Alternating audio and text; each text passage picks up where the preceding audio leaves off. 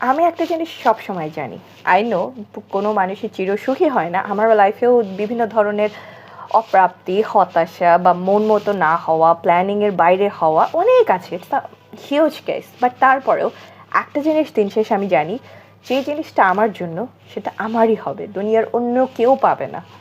যখনই আমরা দিন শেষে এটা বলি যে যেটা আমার সেটা আমারই হবে, তার মানে হচ্ছে সেই আমারই করার জন্য আমরা এই পিছনে অনেক এফোর্ট দিয়ে তারপরে সেটা আমাদেরই করি। একটা খেয়াল করে দেখবেন, আমরা যে কাজে অনেক এফোর্ট দিই, অনেক ভালোভাবে করার চেষ্টা করি, একটু দেরিতে হলেও, ব্যর্থতা হলেও কিন্তু সেটা হয়ে যায়।